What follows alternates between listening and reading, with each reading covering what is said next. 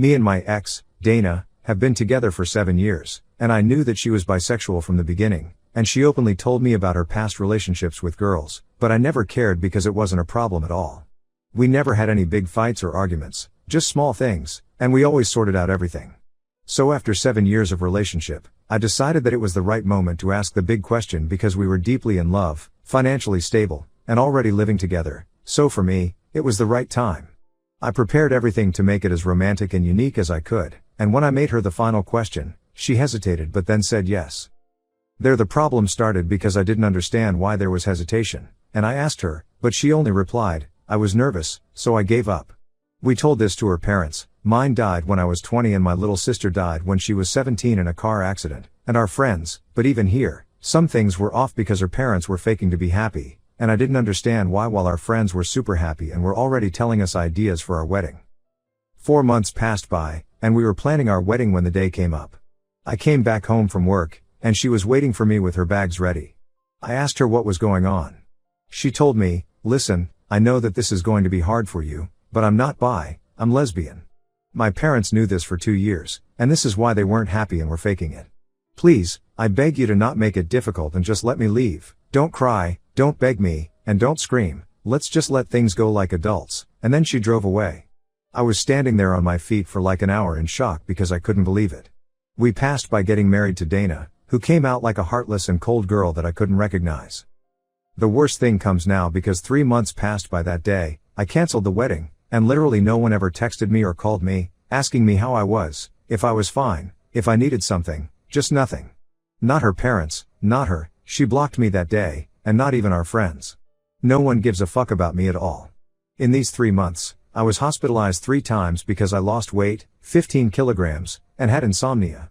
I just work and come home, nothing else. While everyone is praising her for coming out, how good is she to finally realize she was lesbian and her courage to be herself after years of fighting to find her true identity. Right now, I'm not even capable of being mad, I'm just in disbelief for what happened, how fast it all happened, and that no one gives a fuck about me because her coming out is more important than her ex. You know what? Fuck them all, they showed me their true colors, and fuck my ex. Edit, WTF? I just turned off my phone for 2 hours and went for a walk around my city. Honestly, I wasn't expecting all this support because I couldn't even imagine someone actually reading it. Believe me, I want to trust you and believe that all these kind comments are true, but right now I can't. I just saw everyone who was supposed to love me and care about me ignore me and ghost me, so I lost hope in people, especially strangers on the internet. I hope to come here again in a few months and read this all again and believe you, but now I can't. You all seem like good people and sincere, but believe me, I want to trust you. I simply can't right now, but I want to thank you all anyway. I'm not okay, and the 3 times I was hospitalized, I tried to kill myself, but I'm not good at doing that. For 3 months, I thought again and again, if I was the problem, what could I do better? What did I do wrong? But nothing changes. So here I'm in the middle of nowhere, seated on a sidewalk like a homeless person, reading strangers' comments on a post that I don't even know why I posted. Again, thank you all. Update, 4 days later. So here we go again, like in GTA San Andreas, but this time is more painful and shocking at the same time because today and yesterday night a lot happened. Like someone of you said, somehow one of my ex-friends saw my post on TikTok, and the absolute mess started and is still going on right now. This ex-friend, I will call him Paul, reached out to me and basically told me that he saw the post and knew that it was me because I used my ex real name, Dana, and was shocked to know what really happened because apparently Dana told my ex-friend that she came out to me as a lesbian and I tried to lay hands on her and threaten her. And she told them not to contact me again. They all believed her, but then when they all saw my post, they started pressuring her to see if it was telling the truth or not, and she admitted the lie. Since Paul's text, I have received a ton of texts and calls from everyone asking me how I'm, if I'm fine, and saying they are sorry for believing Dana and not texting me first and apologies. But then there is the real issue, Dana. She texted me, asking me to forgive her, saying that she was sorry for how badly she treated me, and admitting that she invented it all because she was afraid to lose friends. And unfortunately, it's not all because I got a text from her girlfriend, Mary, and basically she told me that she was sorry for Dana's behavior and for what she did. Here comes the issue, she knew Dana for a year, and she never told her about me but always talked to her about me like a roommate, so she was thinking of leaving Dana. Now comes my part because I made a new group including them all, even Dana and Mary, and told them that I'm not changing my mind about forgiving them. I was thinking of suing Dana, partially true because I'm not sure if I should do it or not, and if they, my ex-friends, were decent humans, they would have texted me, asking me if I was out of my mind to lay hands on Dana or just insulting me via text if they really cared about me. Then I added some personal things about Dana and blocked them all.